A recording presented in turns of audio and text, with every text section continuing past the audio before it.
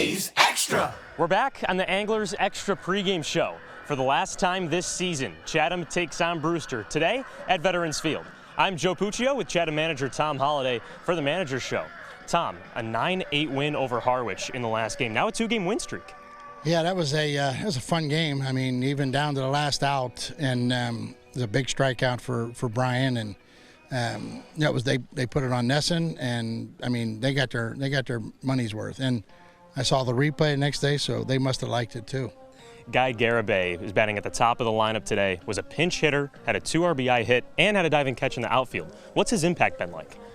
He, his first 2 weeks were rugged, like a lot of people, and then all of a sudden he kind of got a base hit, made a nice play, and since that day, I mean, he's smiled and he's played good baseball, and he's an igniter, and he's not like a burner to hit in a one hole, but what he is a great at bat every time he goes to the plate, and he kind of makes sure that the 2 and 3 hole have seen this guy's stuff, and that's what a good leadoff guy is. I mean, yeah, he'd like to be a 6'2" runner, but he's not. I'll tell you what he is. He's a good baseball player. Is he someone that you project will be in the lineup for the remainder of the games this season?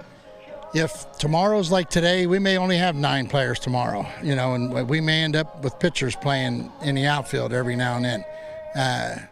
Yeah, he's going to play a lot. I don't like to have to play anybody every day, and you know that. And you can tell by lineups. And, when you got a guy hitting 098, hitting in the 4 hole, somebody would say, this guy's out of his mind. But they're brought in here, and I treat them the way I want them to be, not the way they are. And so, the guys that survive, the ones that are made out of the right stuff that they're here, they're going to play. And, I mean, you look at our schedule now. We got 4. 2 days off, then we got 3 and a day off, and then we have 6 and it's over. So I think the next 7 games are going to control our summer, and I'm going to play it that way, and hopefully everybody can stay on their feet and we can field 9 guys and feel good about the effort. That's important. Finishing something you started should mean something to these kids. You start to wonder why, but the draft is a different thing. The draft is a dream come true to most of them, and I don't have any ill feelings towards guys getting drafted on your roster, and you know it, and they decide to sign. I don't have any trouble with that. That's what they want to do in life. Problem is the timing of the draft is totally weird. It doesn't fit. Nobody likes it.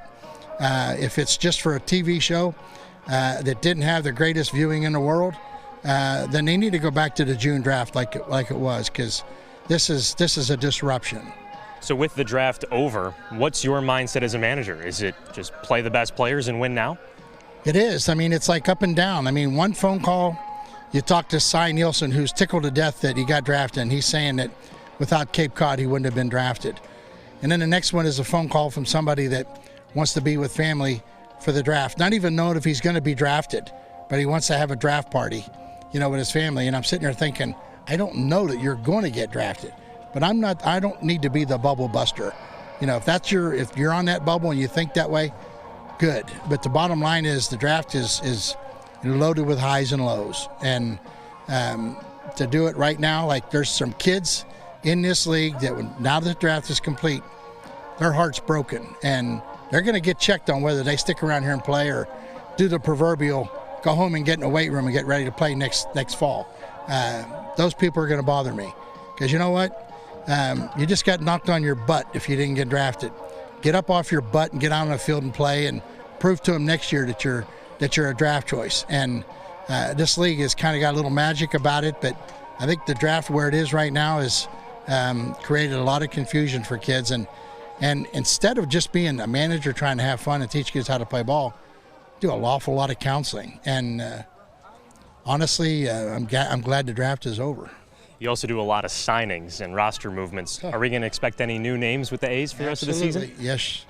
You're going to have a new name tomorrow, and maybe 2 tomorrow, and then you have another one the next day. So I don't know if you know me that well, but I'm not going to give up. I don't give up, and there's no give up in me. And as long as I got 9 guys, we'll go out there and fight. And come the 3rd of August, if we don't get in the playoffs, when I go home, I'm going to feel good about the summer.